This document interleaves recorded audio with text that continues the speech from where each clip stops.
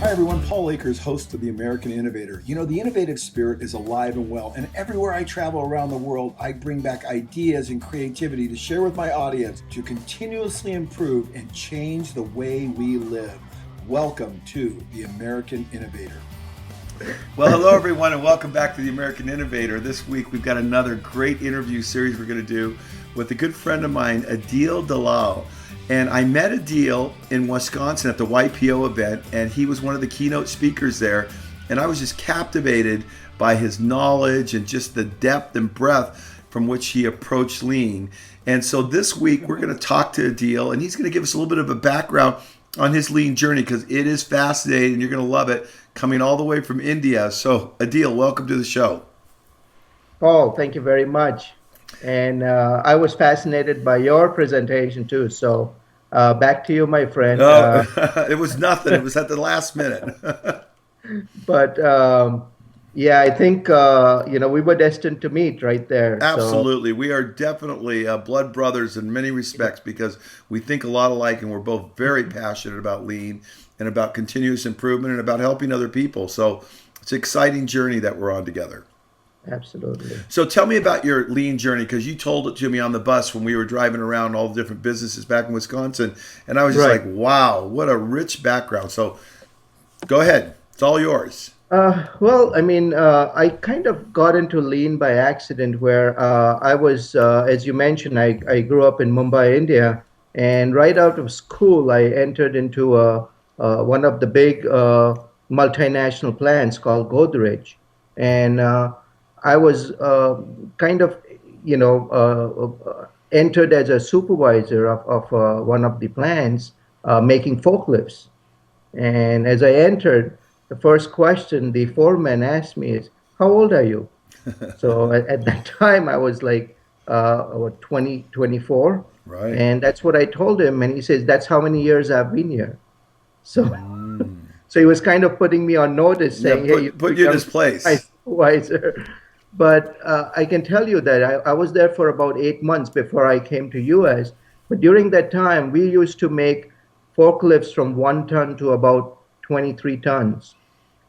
And we did not have any computers. We did not. All we did was all calculations were done by hand, and we were able to improve the production from about 20 trucks to about 40 trucks a month. Wow. And so your job was an engineer. You were hired on as an engineer? I had a automotive background. I came out as an engineer, but as a supervisor, my role changed. My whole goal was, how do I get people motivated? How do I basically get the productivity high? Because Right. I knew we were not doing the right things from the productivity point of view. Okay. And the thing is, when I say 20 trucks, Paul, I mean from raw steel and raw parts. We were making even all the extendables and every part you can think of, except the engine, we were making in that plant. So very vertical manufacturing. You were doing it all. Exactly. And And so I these are think big trucks. These are not little trucks. yeah, Huge. literally, this is like a room. Basically, you Right. live in that truck while you're building it. You're literally living in it. And how many employees? Well, that plant itself had about 300 employees, but my department, which was the assembly department, had over 100 people. Right. And So, Mumbai, India is like on the west coast of India, kind of like a San Francisco kind of area in exactly. relationship, right? Yeah, absolutely. Right. It has a beautiful harbor out there. I mean, it's a coastal area, so Right. very it's I can, if you want to relate it, think of New York, Right. and you see that as if you're in Mumbai. It's that Right. So well. it's that big a place. It's Hold on, so my wife had my wife's phone just went off, and I had to hand her the sure, phone. no This is my problem. daughter. We've got this thing. We've always got to make time for our kids. So go ahead. Absolutely. So coming from there, since then it's been about 21 years. I've been in US, and uh, I was working for a medical company here. And one of the things we were facing, Paul, was this company was growing 20% every year. Right. And So one of the things, the major issue we were facing is our people were not getting a break, and our workforce was elderly workforce. They were usually standing while they were working on these medical instruments. Okay. And that's in the United States now? That's in US. Yeah, when Okay. I got my master's, and then I started working in a company out here, a medical company. Okay, so you worked for the forklift company, double production basically, went from 20 to 40 forklifts. Right. You didn't really know about lean at this point? No, I basically kind of, intuitively used the tools of lean there. Right. Okay. So it was kind of natural for you to some Just extent. natural, and basically, also I think what I realize is building the relationships. As I told you, the first thing he asked me is, how old are you? Yeah. But the end, when I left, we were really close friends. And he Wow, that's didn't see interesting. that difference. And you And focused, so what you just said is when you worked in India at this large manufacturer, you focused a lot on building relationships with the people building the actual units. absolutely, absolutely. Yeah. And Paul, I'm glad you were asking me those questions, because it takes me down memory lane. Is Sure. one of the things which changed the relationship was these guys were literally, building these heavy equipment, and some of the tools were very antiquated. Right. Okay, they were not using the right tools. They were really getting tired by the end of the day. And I called in some consultants who had some power tools and other things. And I went up the chain, and tried to get them those tools. And we were able to, buy a few of those. And they really appreciated that. And Right. that, So they looked at you as a hero because here they were struggling with the antiquated equipment. Then you went yeah, up the food chain and said, look, we got to get these basic things for our people. And you were able to increase productivity, not just from the standpoint of the processes being better, but probably the people were more motivated because they wanted to work for you because you were helping that, them. that is, probably, I wouldn't say a hero, but at least the respect was built Right. out there that, hey, I'm not here to just, crack the whip. I'm here Right. to work with them to make it happen. And I'm in there with them. And Okay, that so you had tendencies of lean there. You made some great improvements, and then so you moved to the United States. First of all, why'd you move to the United States? That's a big move. yeah. That's a major uh, deal. and as I told you, my background is automotive engineering, and the Right. reason I went to that is I read the autobiography of D.I. Coca. And Mm, even before I put it down, I said, I'm going to US.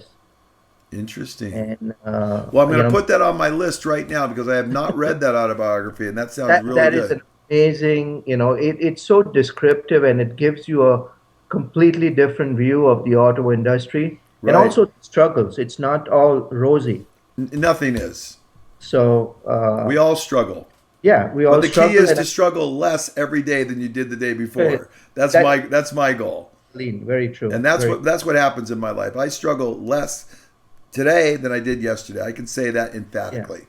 And that's the true sign of progress. And Right. if you're not facing the same challenges every day, then you're doing something right. So If now it's I imagine being from India, most people speak English in India for the most part, don't they? yeah, Did you speak yeah. English already? Well, I mean, my first language was English in India, Oh, so really? I was 2.5 years old when I studied Okay, English. good. So you come to the United States, then what happens? You go and you start working for a medical company, Yeah, making I mean, I medical got my instruments. master's. I got my first master's, then I started my second one. But as soon as I graduated from the first one, I was able to get a job in one of the big medical companies there. So, although I had an automotive background, looking at the industry, I said the medical industry would be a better fit for me based on, the amount of scope of, the responsibility they were giving me was just amazing. I was literally working with doctors. I was going to a lot of surgeries I was attending. I was in design manufacturing. And then I started working on acquisition projects and some very major undertakings, which were very strategic in nature. Wow. So to get that responsibility at that young age, and I was working with some amazing group of people. They were Most of the people I worked with, Paul, were from the Army, Navy, and Air Force. And you can imagine the discipline they brought to the table. Sure, absolutely. So it was just the that relationship you cannot. For me, it was more of a university than a job. Isn't that Because interesting? Well, I think that is really because that's the perspective you have. I think most people in Mhm. most situations, if they chose to look at life that way, they would get so much more out of life. But they treat it like a job instead of what can Yeah. I learn? How can I learn? And I think you bring that to the table. I think that's what fascinated me about you is you are a perpetual learner, Oh yeah. always reaching Yeah. out and grabbing from all different facets. It was just unbelievable listening to you speak. So you go to the medical place. Now, when do you find out about lean? Is it at the medical place? No, yeah, I mean, I'm implementing a lot of the lean in a small way, but one of the things is the issue we were facing is that these people were working literally for 6 months without a break. So In the United States? yeah, yeah, That's not and the normal. guys, well, the thing is, our culture is very different. They see, you have to understand in a medical company, if you do not supply the equipment, somebody is not going to have a surgery. Yeah, sure. So there So, was a so you lot of got to pressure to understand, deliver. yeah, there's a lot of pressure to deliver, and we look at ourselves. Hey, this could be one of our relatives who may be, undergoing a surgery, and if the doctor has to reschedule because they don't have equipment, that's not fair. Right. So we do everything we can to make that happen. So one of the things our vice president, who is, was the sponsor of my future project, he told me is, Adil, I want you to stop working on acquisitions, and the next year, I want you to completely change our plan to a demand flow technology plan, which is a very advanced form of lean. Okay. So what we did was I had to plan within 8 months. So our business is very cyclic, Mm-hmm. and at the end, the 3 quarters is what he gave me. First 3 quarters of the year, he says, I need the last quarter to make my numbers. Right. So I had to literally convert the repairs, the clean room, all the manufacturing, everything within about 9 months. So I did a lot of research on And this. so I the did. question is, how did you do it? And that's what I like about you. You've really got your hands dirty. You really know. You're not lean from a consultant standpoint, just consulting. You've actually done this, got Oh down the yeah, trenches. yeah. So That is how did you exactly how. pull that off? Yeah. Well, How'd you pull that off for the? it was an uphill battle. Basically, the thing is, the very first unit which we selected, and this is very important, Paul, is to understand is we had each business unit we had is about $60 million in business. There is one unit which we know we can get much more, savings out of it. There's another unit where the people are ready for it. They're asking for it. Guess which one we selected? The one where the people were ready. Yeah, good. The pilot, the first one we have to do is we have to hit it out of the ballpark. And when we took that unit, we basically had to, so it's like a heart transplant, literally. What we had to do is plan this project and over one weekend completely convert our system from traditional manufacturing to a DFT manufacturing.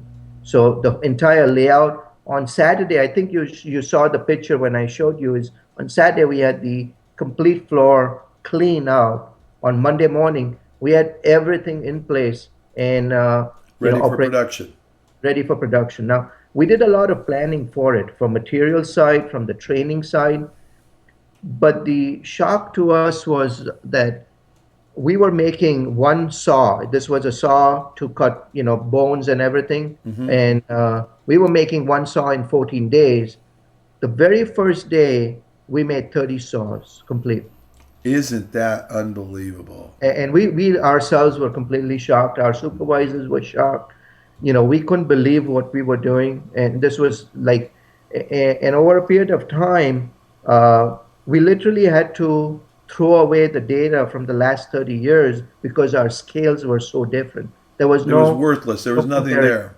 There was no comparison. And it was just mind blowing. Now, didn't come easy, Paul, because telling you that conversion, what I'm talking about that weekend, me and my team were there literally 48 hours for the first unit. Okay. All we And did was I would go imagine for a it took shower and six come months back. to a year of planning to pull that off. No, no, actually, it was about less than 3 months of planning. Wow, that's impressive. So, Yeah, we did have some help from our consultants, but a lot of the internal stuff, being a medical company, it is very difficult. The documentation, we literally changed almost everything in this plan, everything, So it from kind of sounds like Boeing's new 787, something of yeah. that magnitude. It was a amazing learning experience, and Wow. but again, the support I had from our sponsor was just amazing. You cannot, it was So is always was there it for now at that point you were convinced of lean? How did that all go? Were you always convinced of lean as soon as lean was presented to you? One piece flow, the yeah. elimination of waste, continuous improvement. That was just, oh yeah, that's obvious. I'm just going to do I that. Paul, I believe in practical lean. I don't believe in textbook lean. So So talk about practical lean. What does that mean? well, what that means is what works for us. What basically every situation is different. In a medical company, sometimes you cannot do all the things the lean is talking about. Like Right. our consultants came and said, "This is what we are going to do," and we said, "Hey, hold on, can't do that." I'll give you Mm-hmm. an example. Okay. Our culture was very, we were very we took the opinion of our people very seriously. One of the things our consultant said, the chairs have to go. Okay, though Okay. people had to stand to do, but we always gave them. We knew it was an elderly workforce. Okay, the Okay. other thing they said is all the tables and everything, no personal items there. Okay. So we said, hey, we're not going to take away the chairs. We'll give them their option for them. Either they want to sit or stand. So we Right. put our, literally we said, no way we're going to do that. Now, on the personal side, we understood that the people are going to move around. They will not have the personal space. One of the things we put in the plan was that we need lockers so that these people have a place of their own to put their personal pictures, to Sure. put their stuff. I would say 8 months. We had 4 units completely completed. And the first time we had 48 hours we needed to, I'll be there. The next one we were there for 24 hours. And by the time we were up to the last one, we were done on the Friday and we were ready to go on Monday. We didn't even come in over the weekend. Okay, well, there's part one of our interview with Adil. Make sure you join us next week for part two, because Adil's going to tell us a lot of other cool things like Lucy and the Chocolate Factory and how he continues these amazing transformations of the companies he's worked with. We'll see you next week on The American Innovator. Remember, life's an adventure. Be a part of the solution. Go out, learn, improve, change, think outside the box. We can change the way the world thinks. Be an innovator.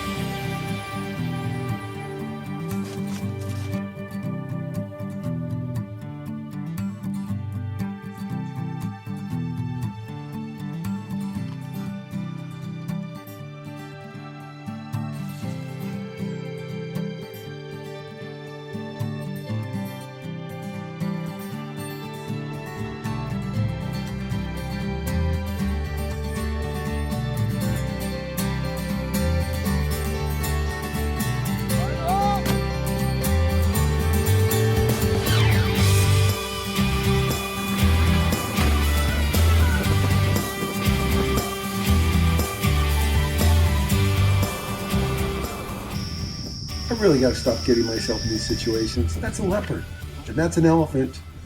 Yes, and this is a cheetah. Like, oh, I saw that Here, already. kitty, kitty, kitty, kitty, Oh, how kitty. cute. He wants to play. Uh oh. You got it.